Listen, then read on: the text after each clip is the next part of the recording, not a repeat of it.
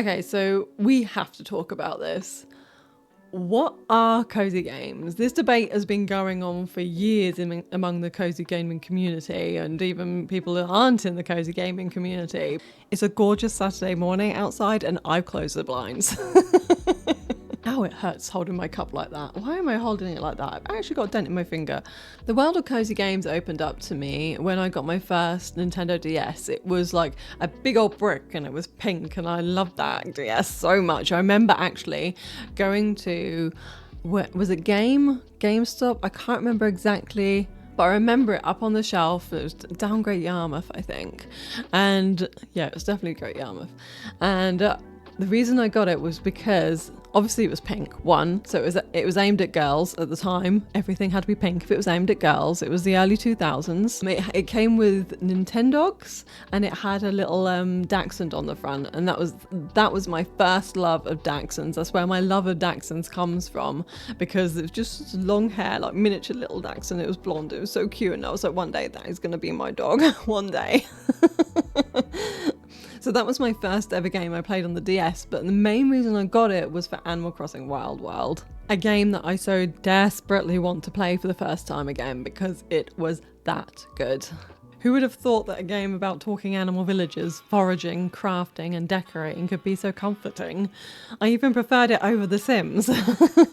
It just felt more relaxed and I just felt happier playing it, and my villagers were family to me, really. So cozy gaming obviously is what my channel is called, Her Cozy Gaming. But what really constitutes a cozy game? Are cozy games cute? Or are cozy games farming games? What about games for girls? Are they cozy games? It's easy to see why the debate over what constitutes a cozy game continues to be a hot topic for discussion among the cozy gaming community.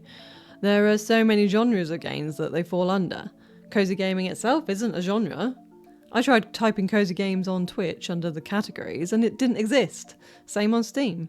If big gaming sites don't acknowledge cozy games as a genre or even a category, then what is cozy gaming? I mean, to combat the lack of category for my favourite games, I curated a Steam page with my cozy game recommendations, and I also follow other Steam creators like Wholesome Games. Heck, I even made my own website about them. I used to say that cozy games had to be non-violent or non-threatening, but as I've come to experience more and more indie games over the last few years, I've started to realise that you can actually find cozy elements within many games, actually. That doesn't make a game, it does not make it an outright cozy game per se, but that's okay. Some cozy games are complicated while others are simple and quick to master. There are grindy cozy games and non-grindy cozy games. Cozy games with soothing soundtracks and cozy games with fast-paced soundtracks. Some cozy games take thousands of hours to play through, while others only take 2. There really is no one style of gameplay that makes a game cozy. Some cozy gamers like horror games because that's what makes them feel cozy. Personally, I can't think of anything worse. That's my idea of hell. Other cozy gamers like farming sims, and that's their comfort game. Cozy games come down to individual preference and how they make a gamer feel. I personally prefer some kind of customization or management system in my games, but I hate fishing. I'll happily organise my inventory and decorate my home and craft furniture for absolutely hours, but give me a rod and tell me I have to catch 50 fish in order to complete a task, and I will do everything in my power to avoid it. Fishing in any game annoys me. I'll just say it. I find it decidedly uncozy, but yet it's an element that seems to be favoured by game developers. After 30 odd years of playing video games, over 2 years of writing specifically about cozy games, and many hours of research, I've concluded this. Cozy games have community and kindness at their core. For me at least.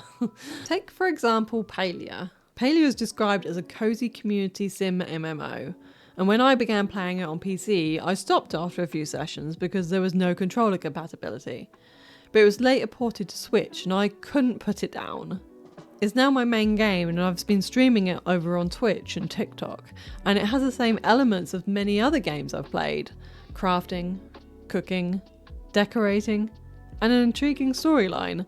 But what I love most about it is how kind and considerate the other players in the game are. This is what I love about Paleo, you guys.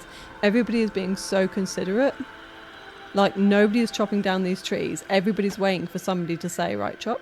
That just makes my experience of the game a much more pleasant one. It's a completely free-to-play game, but even if it hadn't been and it had been a paid game, I still would have bought it.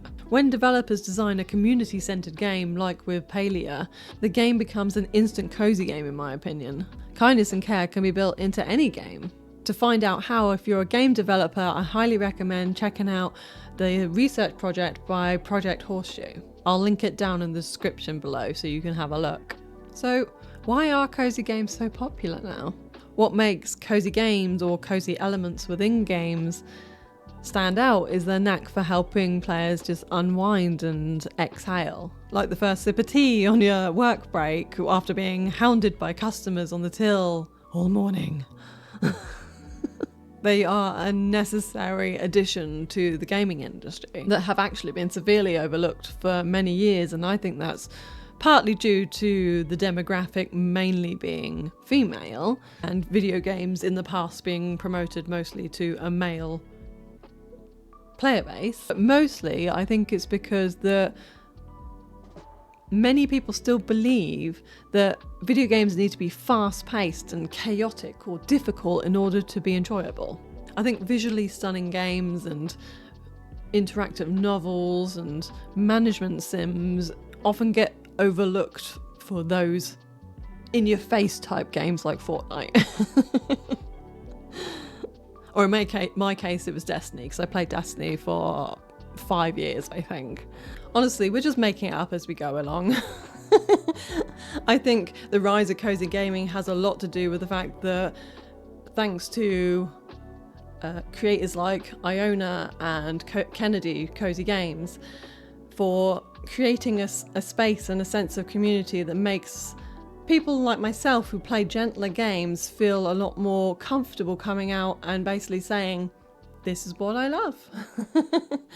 These are the games that I play. That does not make me any less of a gamer. And now that place on the internet exists.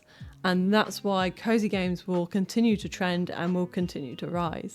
What one person finds cozy, another person will find horrific. When I go on YouTube and I'm searching for cozy games, the last thing I want to see is a horror game listed in amongst cozy games, because I really just don't like seeing that sort of thing. But then I'm not going to follow that creator. I don't even know any horror game names. I don't even know any. That's how much I dislike them. I'm going to follow people who I think personally like the same games that I like, not necessarily what falls under the cozy game umbrella. I particularly like thunderstorms when I fall asleep. I love the sound of rain and hearing the static and the bang and the crackle and the bang of thunderstorms. But my partner couldn't think of anything worse, and he thinks I'm a little bit weird. I think there's beauty in us all experiencing cozy games differently. One game that I think encapsulates the idea of cozy perfectly is a new game that's coming out in April, which I recently played the demo of. Oh, that is gorgeous. Wow, indeed. That is absolutely stunning. I've never seen that in a game before. So you can go and check out, I will put a little link up here somewhere. You can go check out Spirit City Lo-Fi Sessions. If there's any game that really should have cozy in its title, it's that game. But it doesn't, because it doesn't feel the need to bait cozy gamers. I prefer to be able to discover cozy moments within a game and not have it thrown in my face. For example, I never expected to find any cozy moments whatsoever in Final Fantasy VII Remake, and yet I did. And I probably spent a good portion of a day just hanging out at Aerith's house, because that's where I discovered that I had photo mode and I could just take these absolutely stunning pictures. The games that I write about are generally beginner friendly. Somebody who perhaps has never played a game before and wants to get into gaming, they'd be able to go to my website and find a game to play. Those are the games that I talk about on my blog.